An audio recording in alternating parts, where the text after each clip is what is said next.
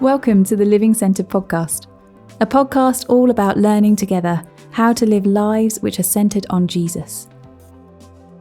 Everyone lives centred on something. Our goal is to learn together how every area of our lives, everything about who we are and how we live, can be increasingly oriented around Jesus and transformed by Jesus.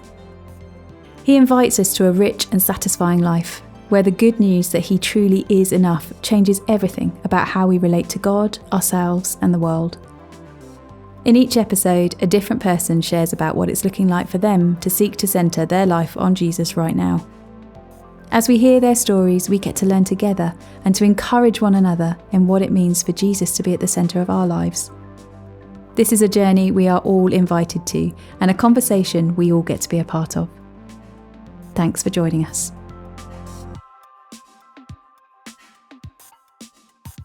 Hi, my name's Adrian, and it is so good to welcome you to this week's episode of the Living Centred podcast.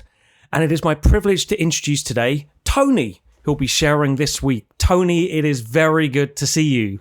Hi, Adrian. Thank you for allowing me to share. Oh, it's just going to be good. I wonder, to ease you in, as I do with everyone every week, I wonder if you could just share a little bit about who you are and what your life looks like at this point in time. So I've been around Oasis since 2019-ish. I'm married to Elaine. Elaine doesn't attend Oasis, but she comes often to social events, etc. We have 3 lads who have all grown up and flown the nest. In my working life, I'm a chartered engineer. I've worked on trains, planes and automobiles, for those that know the movie. However, in the past year, I've given up in permanent employment and I'm now working freelance as I prepare for retirement. Amazing.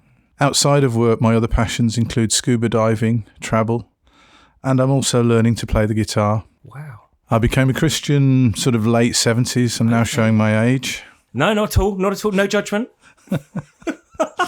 I actually became a Christian through a friend at school, and I began a faith journey attending a CU, Christian Union, at school, and I also went to a Pentecostal church in Sparkbrook.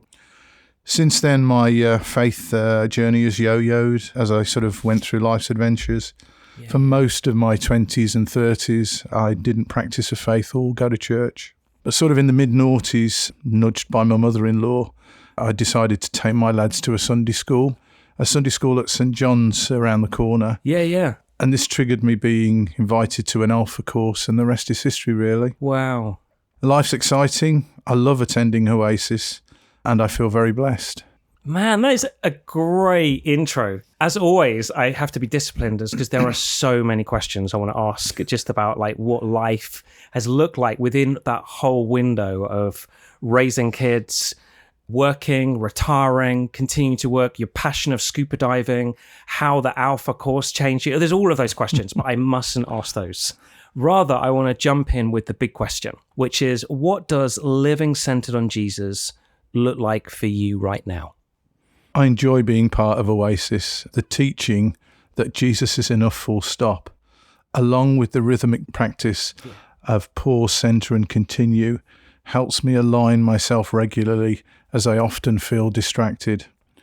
I see God around me all the time, mainly in nature, but a lot in people. For me, most mornings when I wake up, I go into our spare bedroom and I send up what I call an arrow prayer, thanking God for the day ahead and for his many blessings. I then find myself at the end of the day realising I haven't given God any thought at all. I take comfort from knowing that just like my lads who can call on me at any time, day or night, I am secure knowing that through faith I can approach my Father God in the same way. Amazing. So good. I love that. I love both the just rhythms that are helping you. It's just really helpful to hear, just because we obviously kind of continuously talk about that, seeking to be a community that say, we want to live knowing Jesus is enough and spend time like pausing, centering on who he is, and then continuing that praise. So hearing that's kind of working is helpful. I think just also hearing you say, I have this start. And the reality is sometimes I can start the day saying thank you, and then my mind wanders. And it's at the end of the day, kind of capturing, oh, no, God, thank you for this. I want to come back. But just knowing that in it, that God is a father who's just continuously aware and present with you, whether you're aware of him. It's just deeply, deeply good. I guess in it then, as you seek to live with all of that in mind, what's actually helping you at this point in time? I'm at a season in life where my time's my own. And to be honest, I take advantage of that whenever I can by worshipping at Oasis. I love coming to the building. I love seeing people in the building.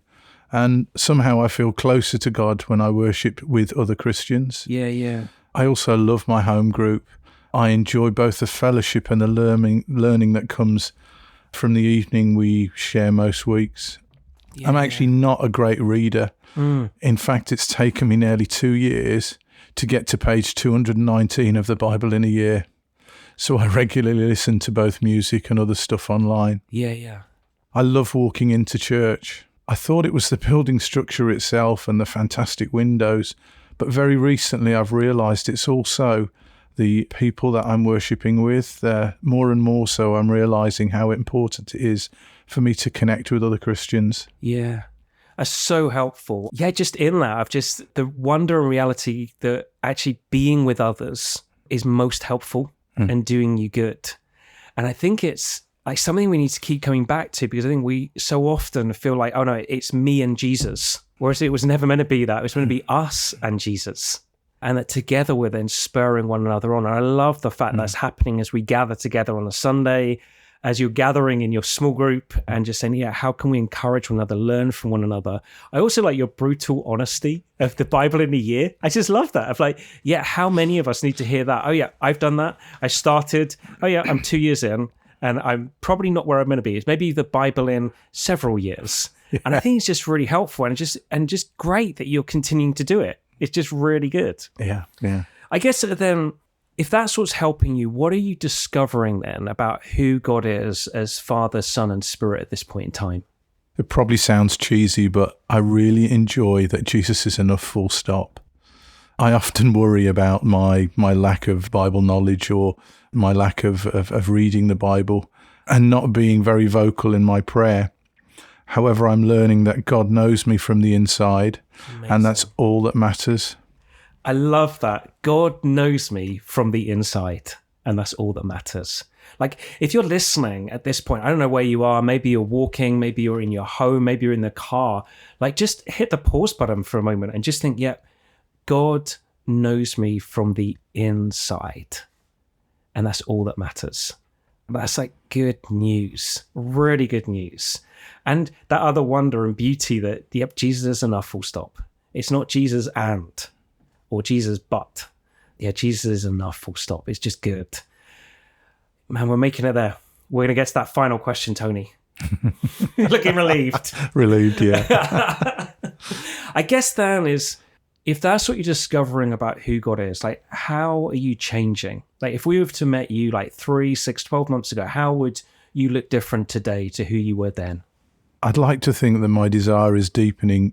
I'd like to think that my desire to deepen my relationship with God is increasing, and that some of the barriers that stop me being confident in my faith are falling away. Yeah. So good.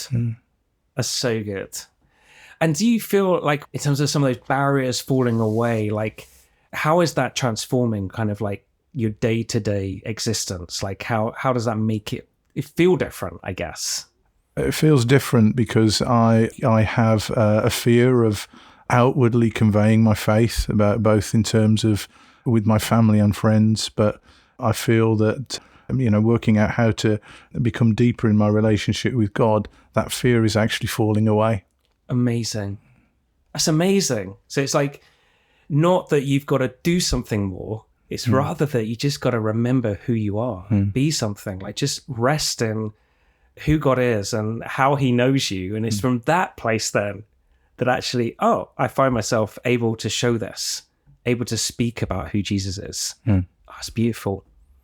Thank you so much, Tony, for sharing. Thank you. My heart is well and truly full. As I say every week, that's not because it's a catchphrase, it's because it's true. Like, genuinely, every time I do this, I kind of leave thinking, wow, I get to journey with people like this to know more of Jesus, and it just does me good.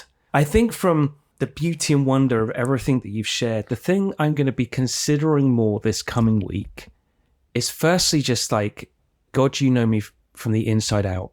And that's all that matters. Like, that's good. That's a good thing. I think the other one is that challenge I found of just you saying, yep, I start each day just saying thank you. And I think that's a discipline to not start each day going, oh yeah, this is who you are, God. Can you? Yeah.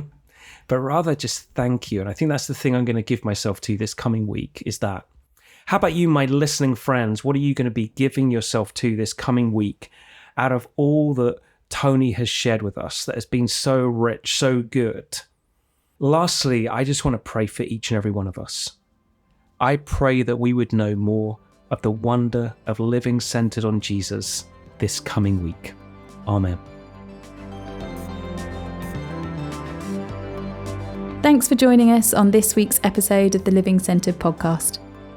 New episodes are released every Monday, and if you enjoyed this episode, please do like and subscribe on your chosen podcast provider to receive them direct each week. Living Centred is produced by the team at Oasis Church in Birmingham, UK, and you can find out more and get in touch with the team via theoasischurch.com.